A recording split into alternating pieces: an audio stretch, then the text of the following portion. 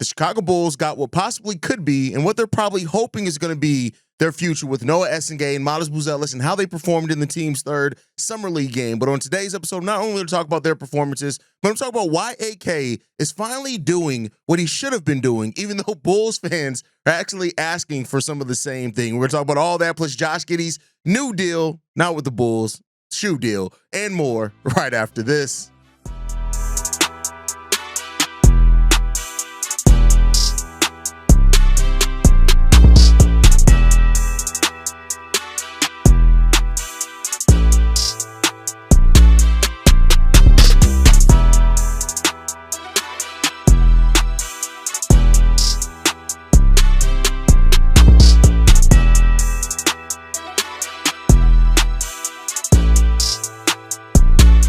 What's going on, Bulls fans? Welcome to another episode of Chicago Bulls Central, your number one spot for everything Chicago Bulls related. I'm the host there, Haize, but more importantly, you guys can follow the channel at Bulls Central Pod on every social media platform we happen to be on. With that said, let's go and get into this content for today, y'all. And Mailbag Buzelis and Noah Essengue combined for 49 points last night. As a matter of fact, if you want to add in the second-round pick of Lachlan Albrick in that as well, he had 12 points and 9 rebounds, 4 assists, and 1 steal as well in that. The Bulls' future was well represented in last night's Summer League game. Now, I'm not here to say that Summer League performance is going to translate to NBA performance. Like I say that people shouldn't get too far down on Summer League performance. They shouldn't get too far up on it either. But it does offer some of the potential that you're looking at with players. And for a lot of people, they were doubting the draft pick of Noah Essengue. There are a lot of people that doubted that. A lot of people that had the question on if the Bulls should have gone something more,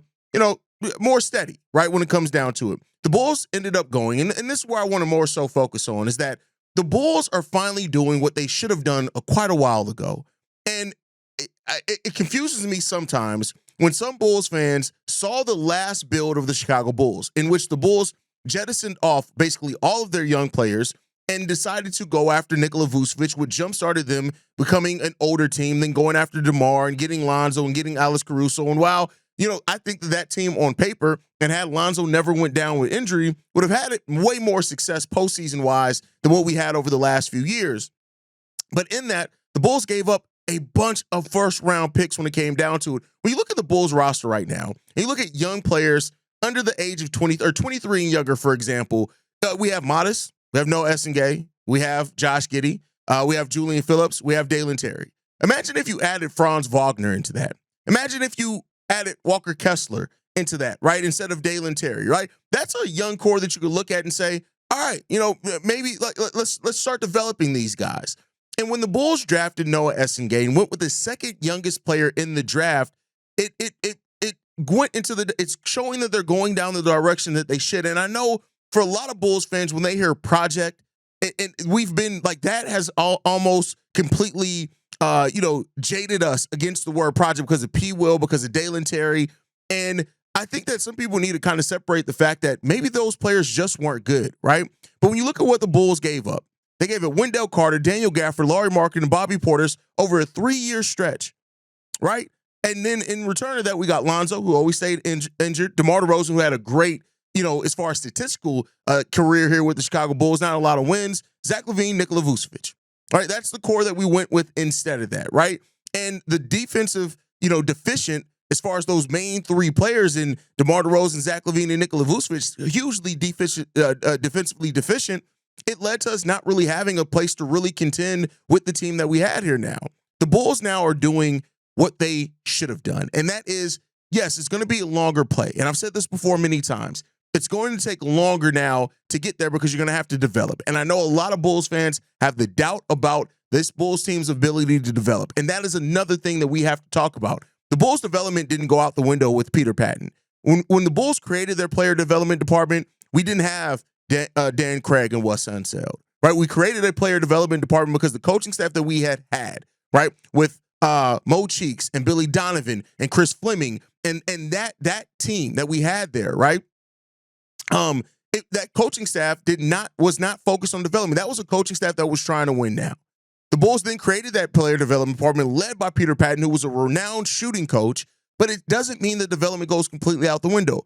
Dan Craig and Wes Unseld, who have they developed? People ask that all the time. Bam Adebayo, Tyler Hero, Nikola Jokic, Michael Porter Jr., Jamal Murray. That's just to name a few, right? And so you now have two coaches that are going to travel with your team, as well as you still have the whole analytics. You think that Peter Patton was the one putting together the whole analytics package for that team?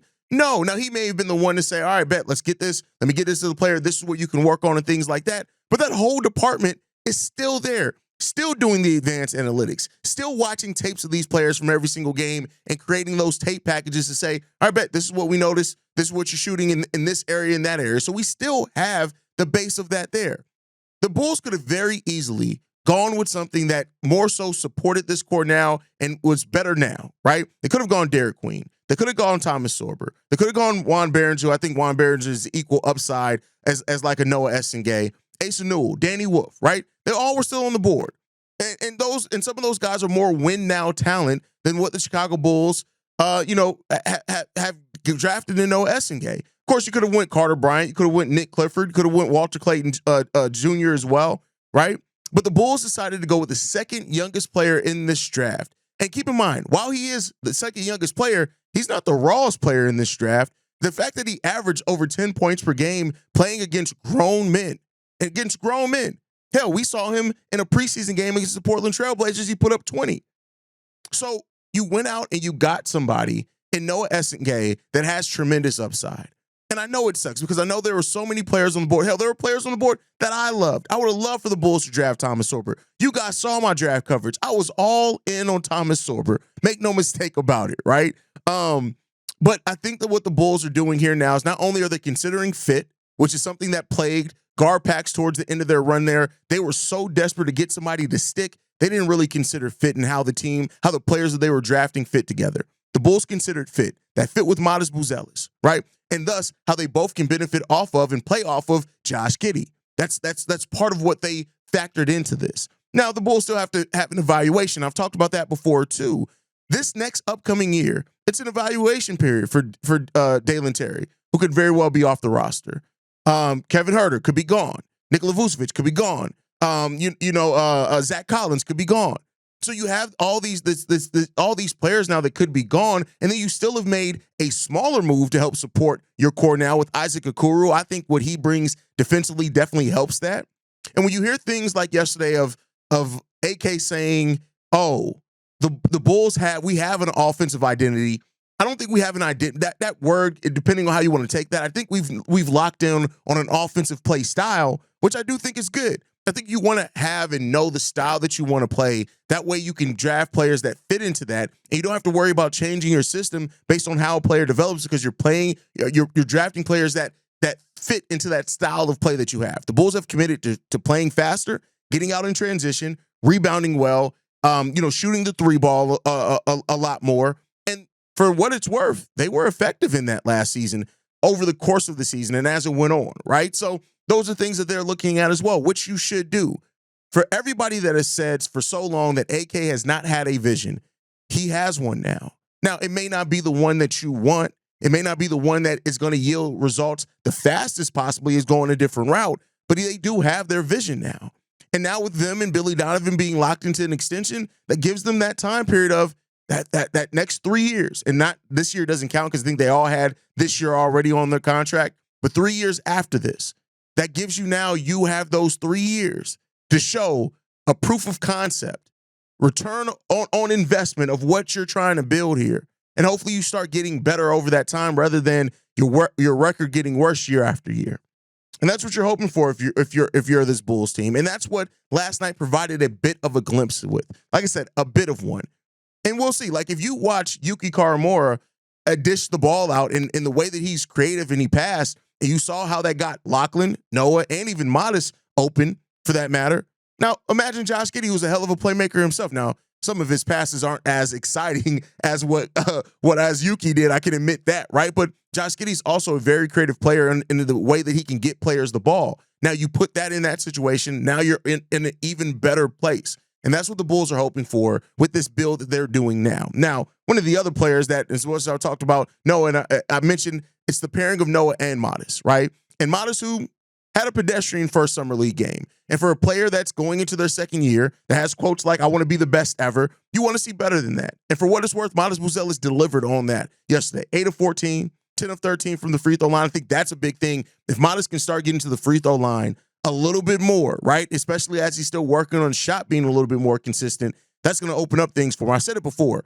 Haize, if he starts hitting the three decently, he hit it at 50% last night, that basically turns him into a three-level scorer, mainly because his first step is so quick on that mid-range, as well as his height, that even if you're not playing him for the jump shot in the mid-range, you have to play him for the drive in the mid-range because of his ability to get to the rim fast. And then if he's already near the rim, you got to play him for the lob threat. So it turns him into a facsimile of a three-level player, which he can still develop into that overall too. You saw him put the ball on the ground a little bit more. He had 1 assist, 5 rebounds, 1 steal, 1 block. The 4 turnovers, a little bit concerning there. You need to get that tightened up. But again, it's summer league. It is what it is.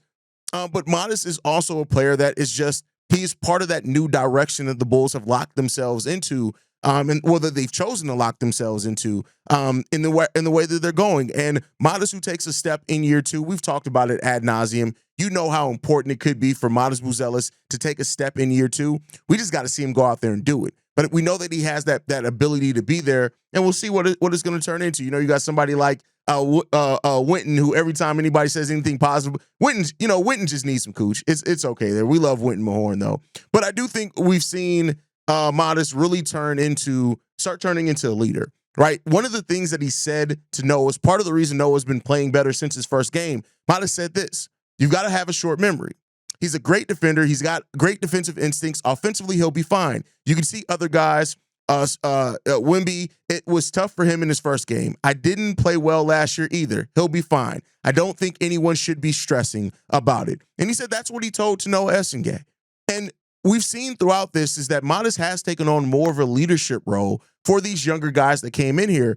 And that's something that's it shouldn't be easily overlooked, because when you have young guys stepping into leadership roles, that's the sustainable part. That's what you want. You don't want to have to sign a veteran to come in here and provide leadership, right? We talked about that when we signed Tristan Thompson. The Bulls had no dogs. They signed Tristan Thompson and hoped that Tristan Thompson was going to come in here and provide that dog. And you remember when Ayo Dosunmu was on the sideline and he rolled his eyes at Tristan Thompson? That's what happens when you rely on short-term veterans to bring some of the identity. When your young players are bringing that identity, more sustainable.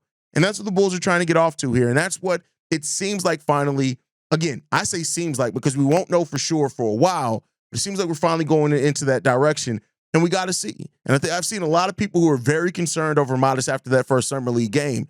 And for what it's worth, even though I think we shouldn't be too high or too down on Summer League, how he played last night has calmed some of that. I've seen a lot of comments from people that are like, hey, maybe I was too quick to judge the Noah Essengue draft pick and draft selection. It's like, yeah, I mean, you can. We've all been there before. Noah has a smooth game. Haize has a smooth game. And it seems like this team is going into a more modern direction. Just got to hope that they're going to be able to develop it. But you guys can let me know how you feel on that down below. Well, yesterday as well, we got it announced that Josh Giddey signed a new deal. However, that new deal was not with the Chicago Bulls. And for all the hundreds of you that made the same joke, Haize signs, not with the Bulls. It's a shoot. Like, so many different variations of that. You're corny. You're all corny. But with that said, Josh Giddey did sign a new deal with Puma, which Puma has been, trying to gain more and more basketball players to their portfolio here recently. LaMelo, Tyrese Halliburton, some of their bigger names that they have over there at Puma. Well, he's now signed a deal with that team over a few years. And I think that's fine. They also have Scoot Henderson, Dennis Schroeder as well. Breonna Stewart's there. Jackie Young's there. Now, this does not mean that Josh Giddey is going to have a signature shoe right away. We've seen that as well with some of these sneaker deals that it may take a year or two before that happens. But this is a big year for Josh Giddey. He signed a sneaker deal. He's looking to sign his new NBA contract. And good for Josh Giddey. I'm not mad at that. Like, I hope that this Bulls deal gets done sooner rather than later. But it's really good to see that Josh Giddey, he got that deal, and that's great for him. Now we're just sitting there on pins and needles waiting to see, is he going to sign a new deal with the Chicago Bulls? When is he going to sign a new deal with the Chicago Bulls? And what's going on with those talks there? But overall, shout out to Josh Giddey for getting a shoe contract with Puma.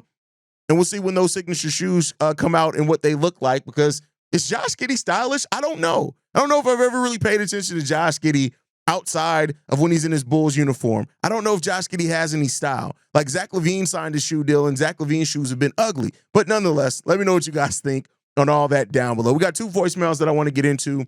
This first one's from Butter Biscuit. Yo, what's up, Haize? This is Butter Biscuit. I know I ain't been super active. I don't even know if you remember me, actually. But anyway, yeah, I'm in the military now, so that's why I haven't been super active. Things been kind of crazy on my end lately. So yeah, but let's talk about the Bulls. I know a big thing recently has been like, the trade value of like certain players and, trading on from them too late and things like that. Kind of how like with Zach LaVine, how we could have got so much more in return for him versus when we traded him later and, got the bag of chips and paper clips. But when we talk about like a player like Josh Giddey, like, do you think that this is one of those times where we could move on from him and, get essentially a bigger bang for our buck? He played good at the end of last season after the All-Star break, and, not too sure if he will be able to keep up that level of play, but seeing as nobody is untouchable on this Bulls roster already, do you think that we could possibly move on from him and try to get more pieces, surrounding, I guess you could say, our young core of like Kobe, Ayo, and Modest? And then, we just brought in Noah for more defensive things. But yeah, I just want to know your opinions on that. If we should move on from Josh Giddey sooner rather than later. All right, man. Peace. First of all, thank you for serving your country. Many people know that I come from a military family. Both my parents served, my grandparents served. So I have the utmost respect for somebody who decides to serve their country. So, A, thank you for that. Want to give you much love for that. But as far as your question, can you get a lot for Josh Giddey back? I doubt it. I think that, and this is not no knock on Josh Giddey, but Josh Giddey's value still isn't crazy high. If Josh Giddey had crazy high value like that, the team would have been willing to sign him to an offer sheet or at least reach out, or we would have heard something. And you got to keep in mind, he's only a year removed from the way that series ended with OKC. His season didn't start off the best with the Bulls between Roll and him coming off injury. He finished the season extremely strong, but I don't think that all of a sudden makes his like value skyrocket or anything like that. If he had a couple of seasons of that, sure.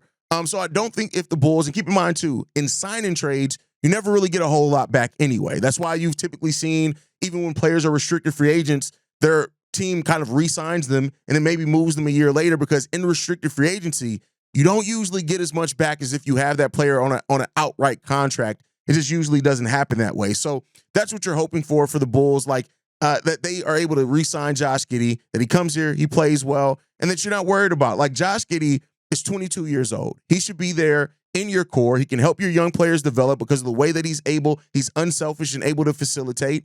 And I think that's a really important part of all that. So I don't think the Bulls are looking to move Josh Giddey in a trade or anything like that. I don't think that's what's on the table right now, but we shall see. All right, let's get into this next voicemail, man. This one's from Todd. Yo, Haize, what's good, bro? It's Todd. Giving you a shout right after the Bulls win over the Pacers in Summer League. Man, listen, I watched your video. I was actually going to leave this message before I watched your video, your recap right after the game, and I'm glad I did, because I just wanted to make sure that we were singing from the same hymnal, in the sense that you mentioned Brandon Ingram and Kevin Durant in terms of Noah's body type. But I did some, quick research or whatever, and Kevin Durant was 6'9" out of shoes when he got into the league. He was 19. He grew to, obviously, 6'11", 7 feet. Like you said, I think Noah is going to do that. And what I also thought, and this isn't, again, like you said, it's not play style, but when he shoots, and this is before he gets to the bigs and gets the actual development coaching, but it reminds me of Kevin Durant, who also was 28% his rookie year, and then made that jump into the 40s, I think, his next year, and then settled around like 38 from three. So my thinking is that he's got the tools, he's got the fundamental build to be in that range of a Brandon Ingram, Kevin Durant type player. And I don't know if that's a 5. I think that Modest actually plays more big than he does, but also he gets rebounds, so it's a weird combination. And I don't know if we need to know, honestly. I don't think that either of them are a strict 4, a strict 3, or a strict 5. And I love that. I love that, especially not having a starting center, obviously after Vooch goes, but not having a starting center. I love that they could just move whatever. It's fluid as hell. And with the 6'8" point guard and Giddey, assuming obviously he comes back, man, we could be some shit in about 3 years. This could be something ridiculous. So I'm excited, man. I'm really excited. I would love to get your thoughts on like just that position, that true position list between Modest and Noah, actually. Like no 5, no 4, no 3. Is that something that we could cultivate and just move forward? And that's what they do. They just kind of, whatever the vibe is for the night, that's what they on. But I would love to get your thoughts on that. But yeah, I'm thinking if he could develop that shot, Noah, it just looked like Durant. Maybe it's the thin shoulders or something, but it looked like Durant in the shooting form. So I'm excited about it, man. I'm really psyched to see what we can do over these next few years. All right, talk soon. Is one of the most level-headed callers that we have here. Even more level-headed than me at my most level-headed. And that's what I always appreciate when Todd calls. But the possibility of Noah growing a little bit more, yeah, I think that's there a little bit. Even if he's not, like he's almost 6'11", right? Crazy wingspan, and he does have a similar body style to KD and Brandon Ingram. That's why when people say things like, oh, do you think he's going to eventually turn into a center? I don't think so. I don't think he doesn't have that frame that he's going to fill out and play that type of center. Like what you said there is true, though. I think he's going to play the true positionless basketball where him and Modest Buzelis are the 3 and the 4. Depending on the matchup, depending on what the other team has out there, depending on who has it going, wherever it is, they're the forwards. I think that's what it comes down to. Billy Donovan, I think, alluded to the same thing when he was interviewed on the sideline of the Summer League game. Is like, hey, they're just forwards. And I get it that it makes more sense to kind of think of them in a way, or who's the 3, who's the 4. But I think with the way that we're seeing the NBA go is that you want those guys to be versatile, depending on the matchup, so you can exploit things. They both do a little bit of everything, and I think that's going to be the important part of it. You're going to see Modest sometimes guarding the 4, depending on what their strength of scoring is. You're going to see Noah just guarding the 3 or the 4, depending on where things go, and that's going to switch over the course of the game sometimes too. I think you're going to see, and that's perfectly fine. So I think that's what we're seeing with this Modest Buzelis and Noah Essengue forward lineup as you get there and develop there. And these guys are both still raw enough. They still have huge aspects of their game that they are still discovering and polishing off. And now that you have an opportunity for them to develop together, right? That's going to be the really important part. Their ability to develop together. That's what I love to see. And we'll see how that ends up shaping out for the Bulls over a long run. But I'm excited for it. But that's my time for today, guys, man. Make sure you guys are following us, man, at Bulls Central Pod. You can send us any feedback, questions, comments, concerns. bullscentralpod@gmail.com. Lastly, if you want to leave a text message and our voicemail for the mailbag, the number to do so, 773-270-2799. We are the #1 spot for everything Chicago Bulls related, but that's thanks to you, lovely and beautiful people. And like I like to end every episode on, go Bulls. Love you guys. See you right if you can, y'all. Peace. This has been a presentation of the Break Media.